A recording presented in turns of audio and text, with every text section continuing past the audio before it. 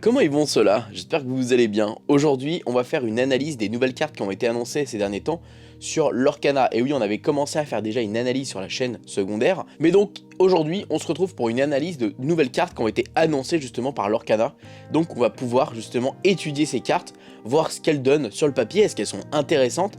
Est-ce qu'elles vont être peut-être jouables? Peut-être qu'on va se tromper et qu'après nos analyses, on va se rendre compte que finalement ces cartes-là vont être très fortes, peut-être pas si fortes que ça. Enfin, il y a beaucoup de choses à prendre en compte et on va voir ça ensemble dans cette vidéo. On a quand même 15 nouvelles cartes à voir ensemble, donc c'est parti. D'ailleurs, dans les 15 nouvelles cartes, il y a une couleur qui est un peu absente, je suis un peu deg, parce que c'est ma couleur préférée, donc j'espère qu'on aura des cartes prochainement qui vont arriver sur cette couleur. On commence avec une première carte, je suis coincé sur le thème de Winnie l'ourson, qui coûte 1 mana, qui coûte 1 d'encre, excusez-moi les défauts de Magic, 1 d'encre qui est ancrable, et choisissez un personnage épuisé, il ne se redressera pas au début de son prochain tour. Alors, je trouve que cette carte, déjà, c'est une action, c'est hyper intéressant, parce que ça va vous permettre d'avoir un peu l'effet de Elsa, mais pour beaucoup moins. En fait, Elsa, vous savez, elle peut bloquer justement une carte, et celle-ci, pour 1 d'encre, finalement, et 1 d'ancrable, eh bien, elle est hyper intéressante, je trouve. En plus, c'est une action, ça peut faire des combos avec des cartes, on verra qu'il y a une mécanique qui commence à arriver, et qui avait déjà commencé à arriver avec du vert, avec des Mickey, bandits rusés, etc. Donc il peut y avoir une dynamique autour des actions. Et moi j'aimerais beaucoup ça parce que j'aime beaucoup cette mécanique avec Tremaine aussi qui vous permet de récupérer des actions dans votre deck de défausse. Enfin voilà, il y a beaucoup de possibilités. Et je pense qu'il y a beaucoup de choses à faire justement dans cet archétype. Donc choisissez un personnage épuisé, il ne se redressera pas au tour de son prochain tour. En vrai ça peut être très intéressant déjà pour faire du tempo. Si vous n'avez pas de réponse, par exemple vous avez un chapelier fou en face de vous et qui fait 3 de l'or, et vous n'avez pas de réponse dans l'immédiat et vous ne savez pas comment le gérer, vous pouvez jouer cette carte, ça va vous permettre de tempo un tour. Donc tempo c'est à dire de temporiser et d'attendre le tour d'après avec une nouvelle pioche, voir ce qui peut se passer. Et juste une carte à 1 d'encre ancrable, déjà je trouve que c'est intéressant comme carte, donc on garde ça sur le côté et je pense que ça va être jouable. Ensuite, on a le Flynn Rider qui a 1 d'encre, ancrable, 1 de volonté, 1 d'attaque et 3 de volonté, 1 de l'or. Celui-ci, il est ok, c'est un peu comme le Olaf qu'on a en violet, justement en améthyste, qui est hyper intéressant.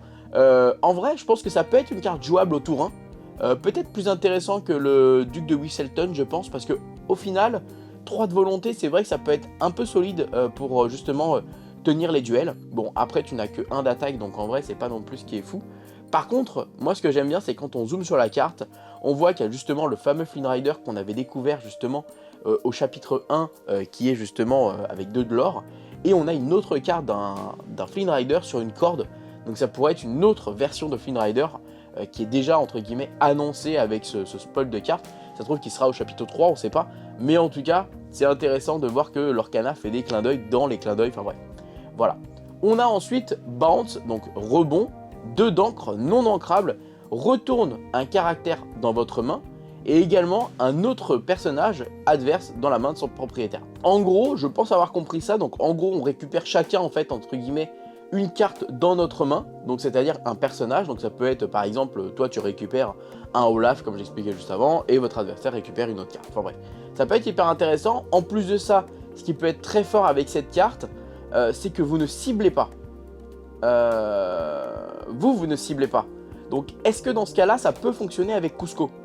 Bonne question. Est-ce que ça peut remonter des Cusco en main de votre adversaire? En vrai, avoir la traduction française comme elle va être exactement, c'est intéressant et important de voir les mots et les termes comment ils vont être employés.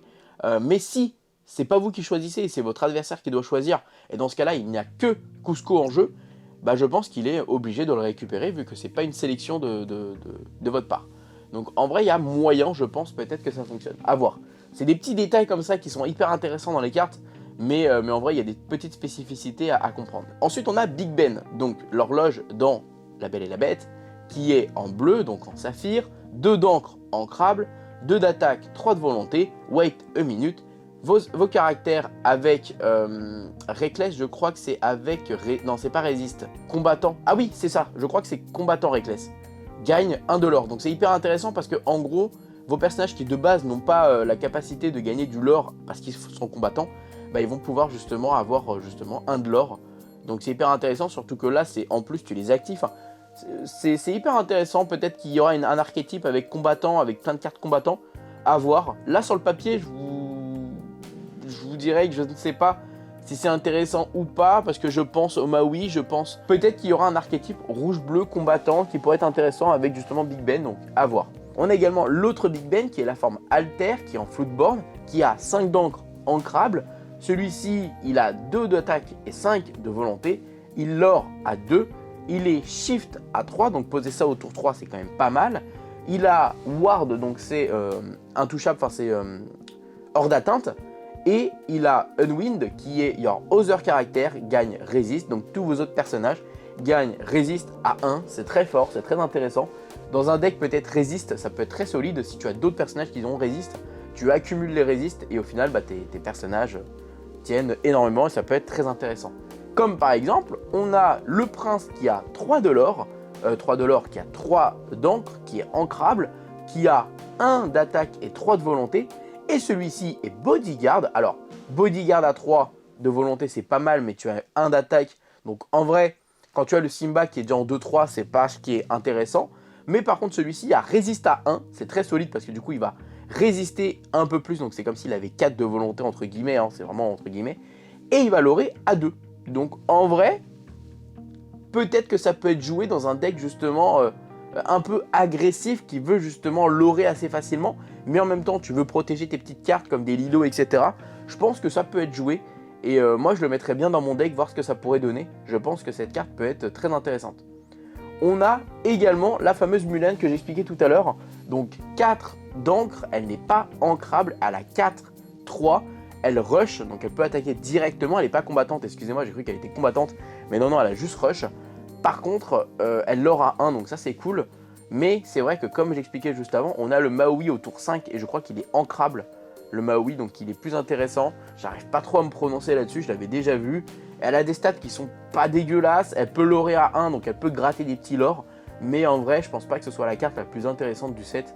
Mais bon, elle est pas non plus mauvaise, hein. Je pense qu'elle est pas à jeter à la poubelle. Mais à voir ce que ça pourrait donner, donc on verra ça plus tard. On a encore dans l'archétype action, Hypnotise, donc Hypnose avec K, 3 de l'or ancrable, et ça dit chaque opposant discarde une carte et vous piochez une carte. En vrai c'est pas dégueu parce que tu fais un choix de et ton adversaire défausse et toi tu pioches. Pas mal. En vrai c'est pas mal. Donc évidemment dans des decks, dans des parties à plusieurs, si tous tes opposants défausse une carte, c'est très fort. Mais là, dans ce cas-là, ça peut être même très fort parce que forcément, déjà, tu vas faire un, comment on appelle ça, un plus-value parce que toi, tu pioches, lui défausse. Et c'est toujours intéressant de toi piocher et forcément que ton adversaire perde des ressources. C'est très intéressant. Avec des Lady Tremaine, tu pourras rejouer cette carte et la récupérer. Enfin, je pense qu'il y a moyen de faire des choses très sympas, en tout cas dans l'archétype, comme je disais, action. Donc moi, cette carte, je la trouve pas si dégueu que ça. On a également Panique qui est annoncé, 3 de l'or, non ancrable. Il a 2 d'attaque et 3 de volonté. Il lore à 2, c'est très intéressant. 2 de l'or, 3 d'encre. Après, on sait qu'en vert, c'est très agressif et il y a souvent des cartes avec beaucoup d'encre, hein, on le sait. Enfin, beaucoup de lore, excusez-moi. Et on a I can handle it when you play this character. Donc, quand vous jouez ce personnage, choisissez un autre personnage qui gagne 2 d'attaque durant ce tour. Et si celui-ci se nomme Pain, il gagne 4 d'attaque à la place. C'est très fort, en fait c'est pas très fort. C'est très situationnel, c'est pas mauvais. En vrai, si tu te dis que tu as justement des bodyguards et dans l'archétype résiste, de gagner de l'attaque, c'est pas si mal que ça au final. Je pense que en vrai, aujourd'hui sur le papier, on se dit que c'est ok, mais je pense que ça peut être plus intéressant que ça, parce qu'il faut pas oublier que l'archétype résiste arrive.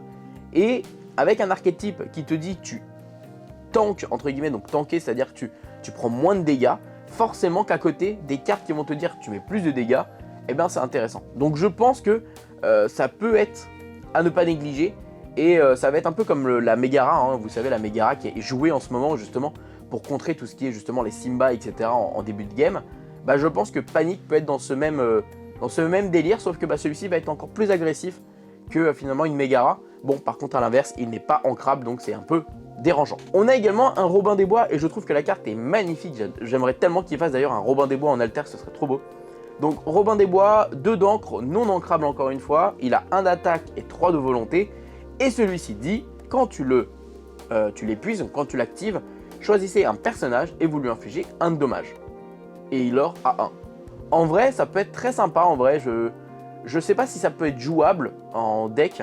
Moi, personnellement, je sais que c'est pas une carte que j'utiliserais parce que c'est pas dans mon archétype et ce serait pas dans mon délire. C'est un peu comme le Hans qui part lui à l'aventure, mais qui inflige un de dégâts aussi. En vrai, je sais pas quoi penser de cette carte. Je la trouve vraiment belle et je trouve ça vraiment dommage. Elle est intéressante. Je pense qu'elle est pas à négliger, surtout dans l'archétype justement où j'expliquais résiste. Quand tu dois un petit peu défier des petites cartes comme ça, de faire des dommages, c'est plus intéressant finalement. Mais ouais, je sais pas quoi en penser. Sur le papier, ça a l'air intéressant, mais je pense que ça peut être un bait. Donc un bait, c'est-à-dire on s'intéresse, mais au final, elle sera pas si forte que ça. Donc à voir. Peut-être que je me trompe et qu'on verra dans un mois, c'est la carte la plus jouée du jeu. Je ne pense pas honnêtement parce que le fait qu'elle soit pas ancrable, c'est-à-dire qu'en fin de partie, tu vas te retrouver avec des Robin des Bois en main qui vont être un peu inutilisables. Donc je sais pas, on verra.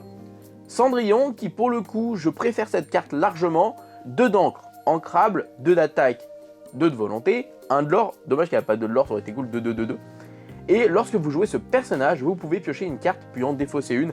C'est exactement comme la carte du Simba qu'on a en encre, qu'on a en acier. C'est exactement pareil, sauf que celle-là, elle a 2.